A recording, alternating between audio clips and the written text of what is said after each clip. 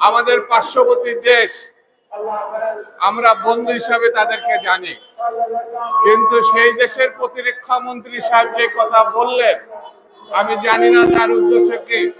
তার দেশের নিরাপত্তা, তার দেশের সার্বভৌমত্ব রক্ষা করা তাদের দায়িত্ব, কিন্তু সেটি যদি উদ্দেশ্যপূর্ণ হয়, শান্তিপূর্ণ দেশ বাংলাদেশ, সেই দেশকে গাজার সঙ্গে তুলনা করা, ইউক্রেনের সঙ্গে তুলনা করা, ভারতের থেকেও বর্তমানে বাংলাদেশ অনেক দিক থেকে শান্তিপূর্ণ এবং নিরাপদ দেশ হিসাবে ইতিমধ্যে ঘোষিত হয়েছে।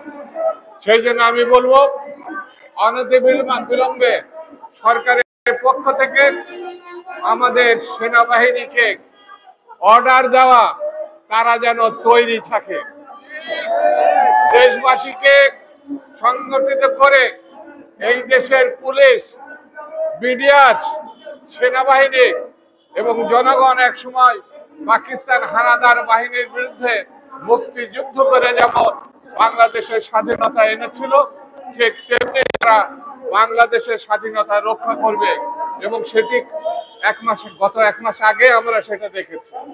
সেই জন্য আমাদের বন্ধু প্রতিম দেশের প্রতি একটি অনুরোধ, ফ্যাসিস্টকে আশ্রয় দিয়েছেন, তাকে ফেরত পাঠান।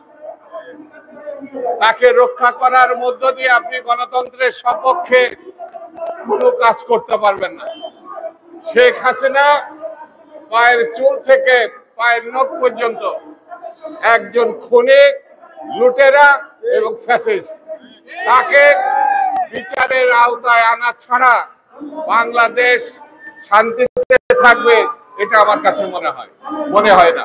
সেই জন্য বন্ধুরা, আসুন আমরা ঐক্যবদ্ধ হই, বাংলাদেশ রক্ষার প্রশ্নে, গণতন্ত্র প্রতিষ্ঠার প্রশ্নে, স্বাধীনতা প্রতিষ্ঠার প্রশ্নে যেমন অতীতে আপনারা ভূমিকা পালন করেছেন, আগামীতে সেই ভূমিকা পালন করবেন, এই প্রত্যাশা ব্যক্ত করে সকলকে ধন্যবাদ জানিয়ে আমি আমার বক্তব্য শেষ করছি।